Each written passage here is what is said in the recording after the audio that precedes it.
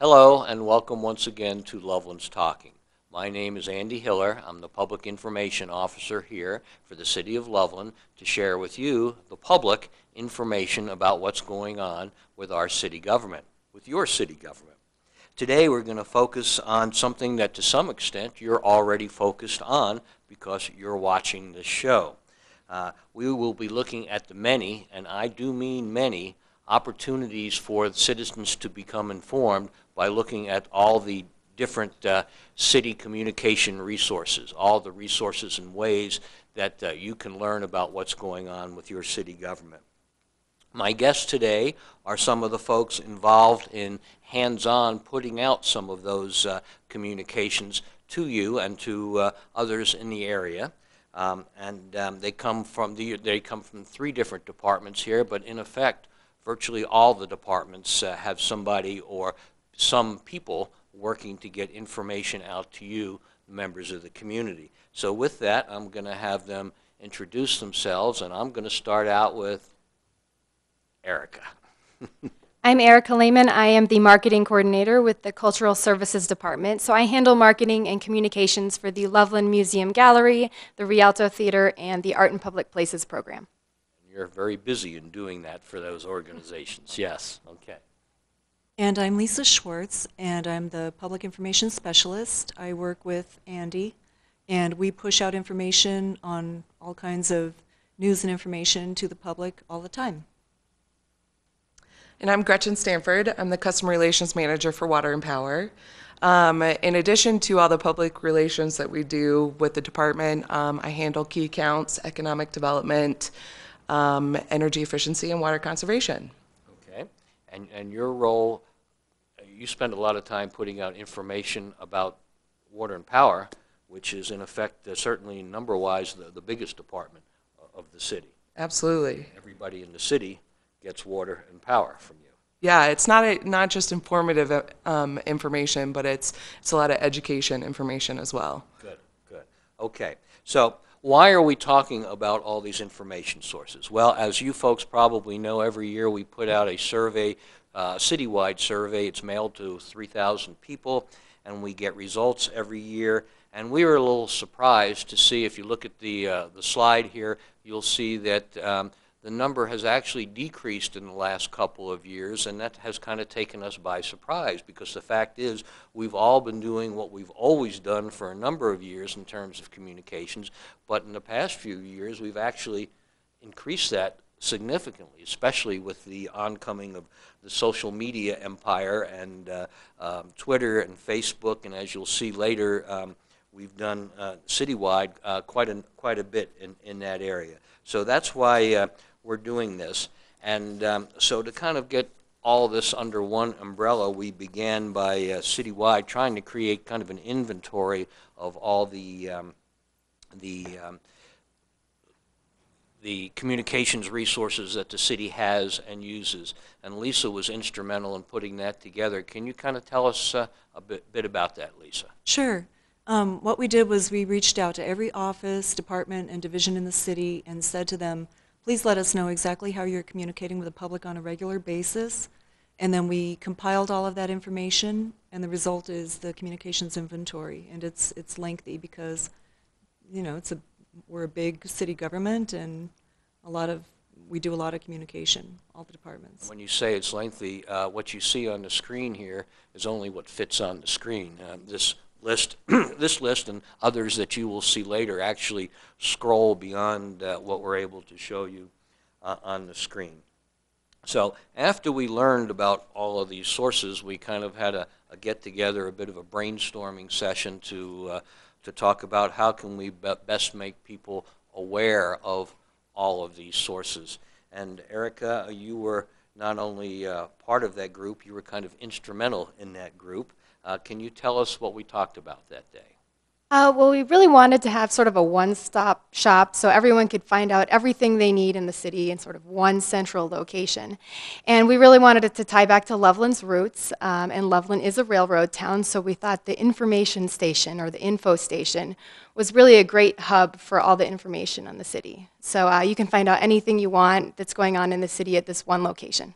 Right, and at this one location, as you'll see, are links to all the individual and specific resources that are used. So I want to thank our graphic designer, Jeff from Mouse Graphics in coming up with this and putting this together, and kind of even further with this poster that is being created, and I imagine people will be seeing it around town very soon, kind of illustrating that the info station is the hub where you can find out where to go for all these different types of information station. And I think it was you who kind of introduced the old guy, me, to the QR that's now going to be on the hub. You want to explain what that is real quick? QR code is sort of like a shortcut to getting to a website or anything online. You can just pull out your smartphone, turn it to a certain app, and just hold it up, and you can scan this QR code, and it'll take you right to where you want to go.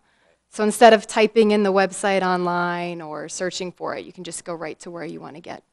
And you will see that destination, that website here in a little bit. So, okay, so that's the poster and kind of the general concept for the information station. So we wanted to get this information out in a variety of ways, and one of the ways we did it, and of course one of the biggest resources that we have, is through the City Update newsletter. So this month's City Update focuses on that. Lisa, tell us about that, please. The city update goes out to 38,000 homes and businesses every month. I think people are very familiar with it, and those who have received their newsletter already are going to see that our new info station was the lead story. It was also, when you open the city update, it was the spread in the middle, so we pretty much introduced everything that we're doing, everything that we compiled. It's all right there in print. Then, of course, we also have what you just saw, which is online. That's happening as we speak. Right, right. And so all of this information is available kind of at a glance in this one document, if you will. However, beyond that, you can go to, if you don't have it handy, you can go to the online info station. And this truly is the ongoing info station. It's on our website. Gretchen, can you fill us in a bit on that? Sure. The InfoStation website is pretty easy to remember, cityofloveland.org/infostation. And then once you get there, I think it's, as Lisa mentioned before, it's a pretty lengthy list, but we tried to break it down as best as possible. So it's broken down into print, websites, TV, radio, things of that nature. It gives you a brief description next to it, and then you can just click directly on the link and get to where you want to go. So if somebody's interested in something specific to, say, water and power, Yes. they can click and go right to, let's say, that social media site dealing with water and power. Or if they want something specific to what's going on at the museum, they can click and learn what's going on there. See, the good thing about you guys being here, you can plug your departments, and the people who aren't here, like Perfect. Parks and Rec, and Public Works, they don't get to plug their areas just as well. Okay, so the website here, let's talk about that a little bit more. The first category in the info station is websites, and our website, here's our homepage, is probably, well, not probably, it is the biggest and broadest source of information. Lisa, fill us in a bit. It is. It has 7,000 pages, and it has 1 million users per year. So it is a very utilized resource, which is great. That's exactly what we want. In addition, we also have some other websites, city websites that people may not be aware of, which are really for more targeted audiences, such as users of our local airport, the arts community, and then there's another one that sort of is about encouraging people to come to Loveland, or what visitors to Loveland would find here and why they would want to come to Loveland. And then in addition to that, in addition to the websites, after the websites, then we have all of our printed publications, and then all of the social media sites. There are currently more than 24, and then we list some other various outlets. So there's just about anything you want to find about the city you can find out here, and there's even a search engine, which is, if people remember, this is a relatively new version of the website. It was revised, what, about a year and a half ago, or maybe it's just a year? We're coming, no, about a year, June of 2010. Last June? Okay, so it's about a year, and it looks better, it's easier to use, it's more consistent from one area to the other, and you know, it has nicer images and pictures and that sort of thing. So we hope people make use of it. There's also a calendar, and the hot news items are kind of on the front page as well. To make a plug here for our webpage, Okay. you know, as much as we use social media and other aspects to get communication out, I just always remind people that the website has the most accurate, up-to-date information. So, you know, if you did read an article in the newspaper or things like that, but you're wondering, especially with the drought coming up, so you're wondering really what's going on, what does Loveland have as far as restrictions, things like that, the website really is the best tool to go to and get that most up-to-date, accurate information. Yeah, it's the official It is. information from the city, as opposed to sometimes information when it goes from person to person Right. becomes a little different. And it's also the greatest depth of information. While you may see something that gives you a sentence or two or a paragraph or two, if you really want all the details, our website is the place to go. So let's talk about change the subject just a little bit to printed materials. So this is kind of the biggest and the best, and it's electronic, but we still send out a lot of printed notices and information. Erica, this is one that you're very involved with. Tell us about this one and maybe a couple of others. So this is our AHA newsletter. It's art, history, and audience. So this covers the Cultural Services Department. And really, it shows you everything that's happening in a 4-month period. So if you want to know what's going on at the Rialto, at the museum, what new installations are going in across the city, you can find all of that in this publication. And you know, you can keep it with you. You can keep it handy. You don't always have to go back to the website. So if you're really interested in what's going on with our department, you know, just call the museum, call the Rialto, and you can get on that mailing list. And there's several. How many people do you currently mail it to? We mail it to about 10,000, and then we also have them available in the museum and in the Rialto. So you can swing by, pick one up, or you can sign up for one and get it in the mail. And I will, if people are not familiar with this, I will share that it's a very first-rate, classy, well-produced document. As you can see, the artwork, or the pictures and everything are excellent, representing the events and opportunities that are coming forward. And it's what, about 6 pages each, or does that vary from month to month? The whole thing's about 30-something pages. Really? Yep, so we have, I think it's about, it might be about 28 pages, but there's about 8 per department, and then per section of the department, and then there's sort of some overall overview pages. Okay, and this is mailed, and there's no And this is cost. mailed. Yep, no cost to it. It'll come right to your door, and you can stay up to date with everything that's going on. Gretchen, were you Yeah. going to add something? I was just going to ask how often you send it. We send it every 4 months, so it covers a 4-month period. So the next one we actually just sent to the mail house, and it should arrive in the end of April, and it will cover through the end of August. All the wonderful summer opportunities. So you can find your Foot Lagoon concert series information in there, hint, hint, and a few other big events at the Rialto and the museum. Okay. Well, I'm going to switch slides here to another department that also does a big mailing. What are we looking at here? This is the Parks and Recreation Leisure Times Guide, and this has all the information on you know, events that are going on at the Chilson, classes you can take, outdoor events, everything that's related to the Parks and Rec department. And this is a great publication too. I use it when I'm trying to determine my workout schedule for the month. But I think it's a really great thing for parents to have handy, or anyone that really wants to get outside, get moving, and kind of just enjoy Loveland. It really shows all the opportunities, especially for kids, all the classes and activities for kids, whether it's gymnastic lessons or swimming lessons or movies and that sort of things aimed for kids and families kind of on a recreational plane, and what's going on at the Chilson Center. I think the Senior Center may also be involved in that as well. Another mailing that we put out. And then we have the Dateline, which is sort of a big ad we put in the newspaper every so often. It just covers a lot of things that are going on in the city, any big news that you want to keep up to date with. So you can look for that occasionally in the newspaper. Yep, yep. Okay.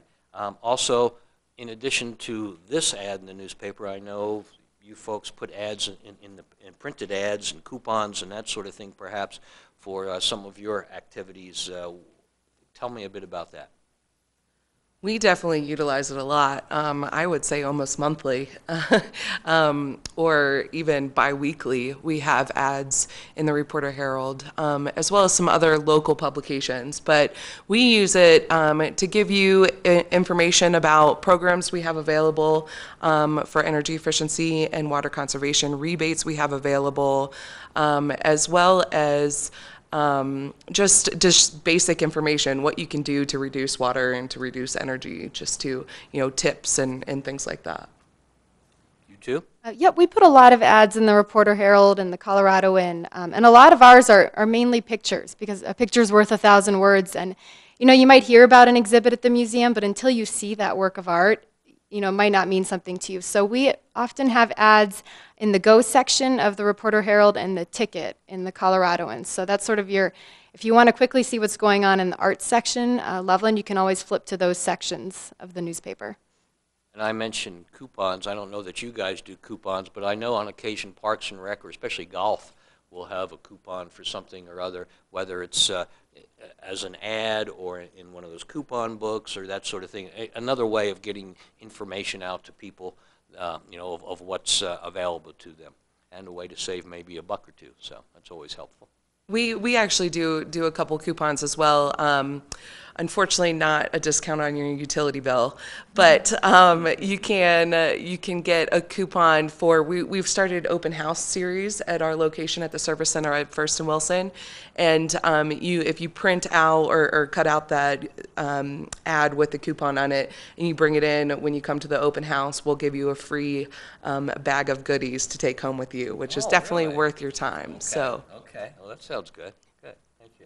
Okay. Well, while we're speaking here, I'm going to have you talk about social media a bit, because as we began this discussion, we mentioned that we've always been doing we're doing what we've always been doing, but plus added a lot of other communications opportunities and channels, primarily social media. So I'm going to switch to this page, and can you tell us what we're looking at here?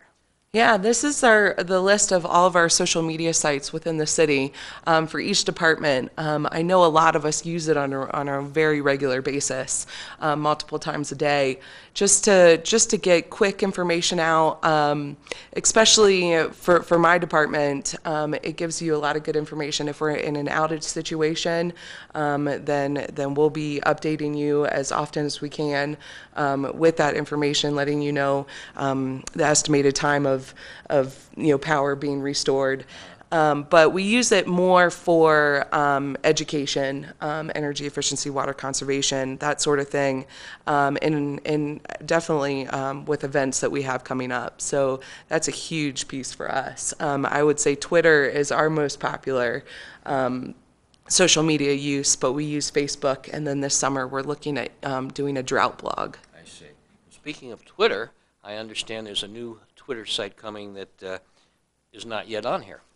Yes, both the Loveland Museum Gallery and the Rialto Theater will be starting Twitter sites.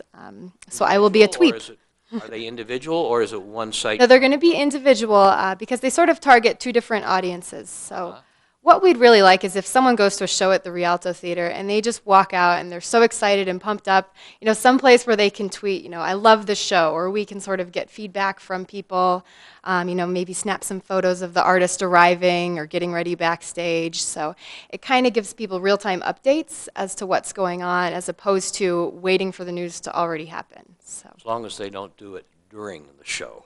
Well, there are actually a new thing that's trending now are tweet seats in tweet seats. So it's a little section of seats in a theater, and you can tweet, what's going on or if you're liking the performance. And usually they're roped off. We have yet to try this at the Rialto, but the New York Philharmonic Orchestra does it.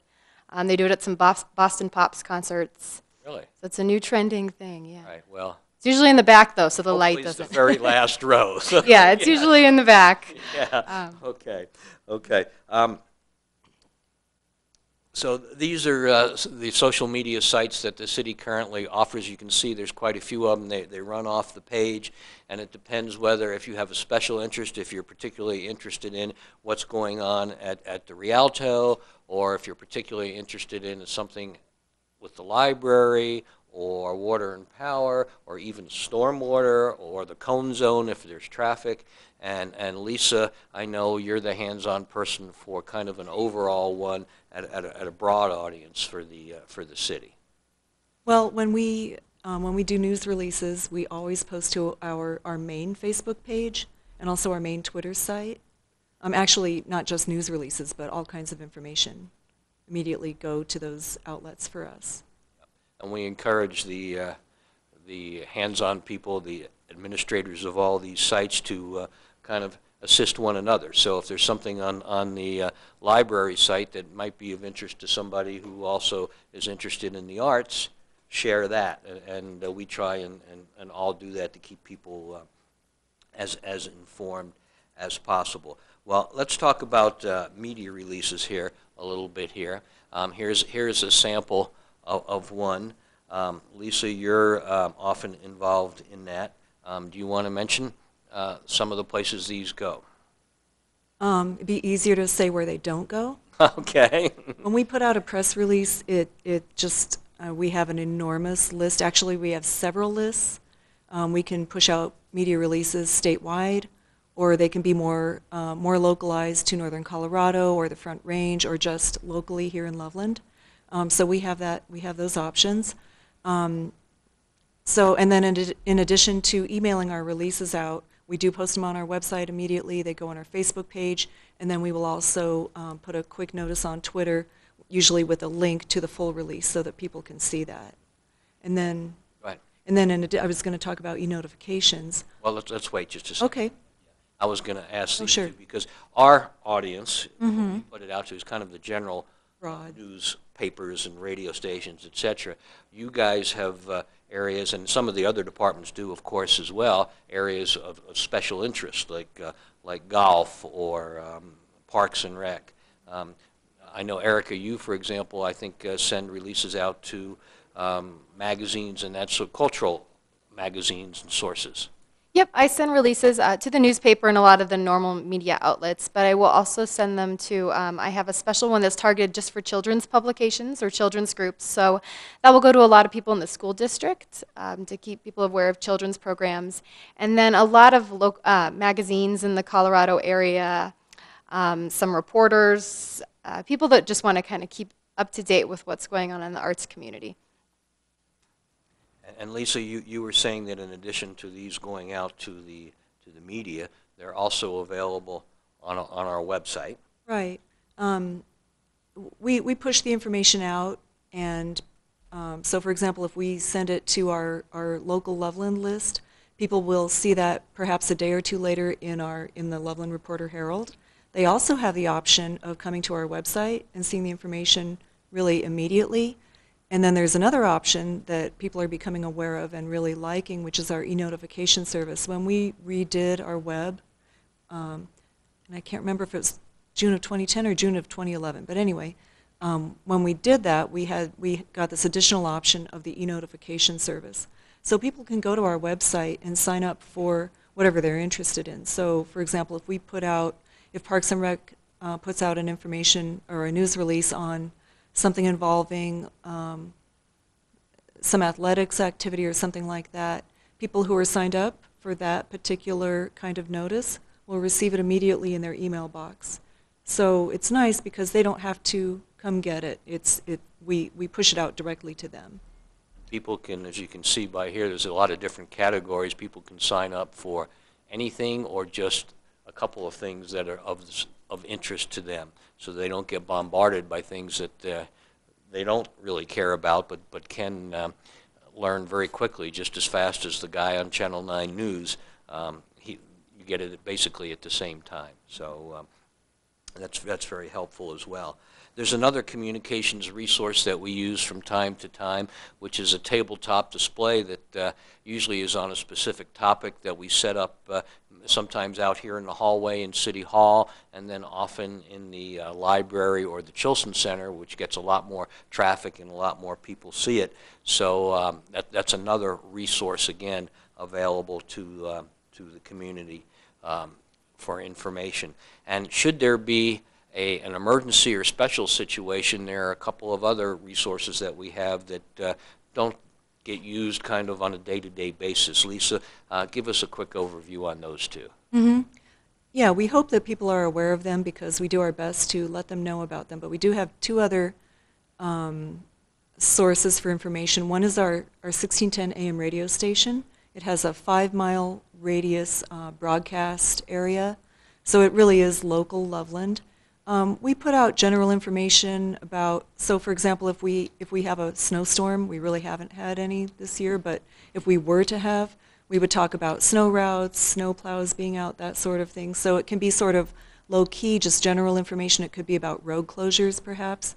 Then we can also use it if we have an actual emergency. So if there were like some sort of hazardous materials spill or a necessary evacuation, or there was a flood, maybe not this year, but we would put information on the radio, and that would tell people what to do, where to go.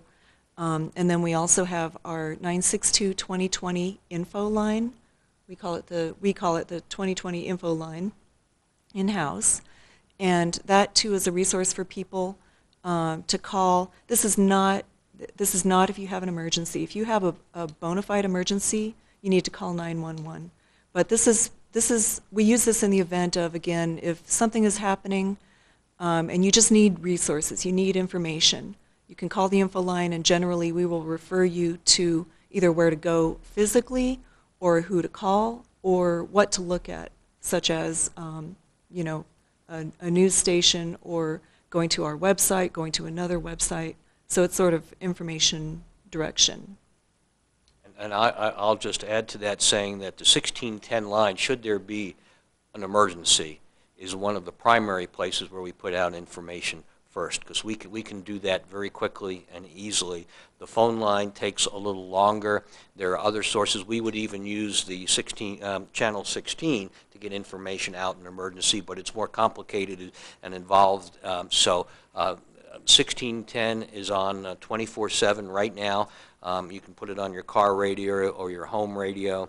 Again, it's pretty mundane information right now, but if there's an emergency, that mundane information comes off and the specifics go there. The call line would give you kind of recorded information depending on the situation, and if it is a significant situation, that would also transfer to a call center where we would have live people standing by to provide information and answer questions. Happily, knock wood, we haven't had to go to the call center because, again, happily things have been pretty smooth here in Loveland the last several years, but we have used it on occasion for some things like snow information and school closures and that sort of thing, just to help out folks with that. So one step further, all of these emergency information sources are available on our city website. If you go to the website and go to the public information area, you'll see a link to city emergency information, and you can basically cut out the equivalent of what you see here and tape it to your refrigerator or put it on your bulletin board. And we really encourage people to do that, because if there is an emergency, it's too late to be scrambling around and trying to remember what that radio station number is or what that phone number is, etc.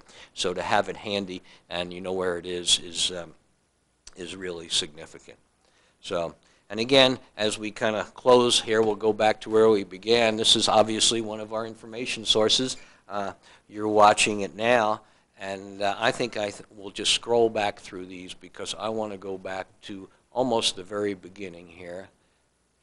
The point we want to make is look at all of these resources that are available for you to become familiar with, to link to opt into, whatever you choose to become well informed, whether it's the city in general, the politics and the big issues, or something very specific like whether the golf course is open today and because it's kind of raining. So things of that nature. So I encourage the community to take a look at all of this. So that's my more than 2 cents worth. Do any of you have anything you want to add before we call it a day? I have a question. Sure. So for school closures, where would that be located? Would that be on the? We actually have an agreement with the school district because we don't make the decision. That's the schools, right? But they call our police dispatch at 5 o'clock in the morning because hopefully they're not calling me at 5 o'clock in the morning. And our police dispatchers have the instructions and the passwords to go to 1610 and put it on the radio. That there's a school closure. And as I said, that's one of the first places to look because that's quick and easy. And then depending on whether it's more than that, it will then wind up on the website and on the 2020 line, etc. And those are all good places to look for things like that. And on our Twitter sites, you know, the Rialto and the museum, if we see something important going on your Twitter site or over there, we'll retweet it if it's an emergency or something, a closure and a notification. So that's another great thing about Twitter and Facebook is we can share everyone else's information. So. And I guess I'll make a plug to the community that if you see something on any of our sites that you think your friends and followers and fans would be interested in, we welcome you folks retweeting or reposting things from our site because it's our desire and our effort to get all this information out as widely as possible. So if it interests you, I'm sure it's of interest to somebody else. Please pass it on. And I think I just wanted to add that, you know, we get a lot, especially visitors at our service center and people that don't have access to some of these capabilities. So maybe we could just mention a few places to go and look at those. Definitely, you know, stopping by our office. I know the library has public computers for people to use. Yes, they do. And if there's any others that you guys know of and can mention, I think that might be helpful. But, you know, our office is always open for visitors, so. Okay, why don't you give us the address for people who are unfamiliar? 200 North Wilson. Okay, and that's that big complex right on the First and corner, so to Wilson, speak. yes. Yeah, okay, Yeah, good, so okay, good. It's going to become bigger, I understand, too. it is beginning, Okay, yes. but we'll save that for another month. Okay. All right. Another talk show. Okay. Well, thank you all for taking your time and participating and sharing the information and the sources of all this information. And most of all, as always, every month, thank you, community, for watching Loveland's Talking, and we will look forward to seeing you again next month. Take care now.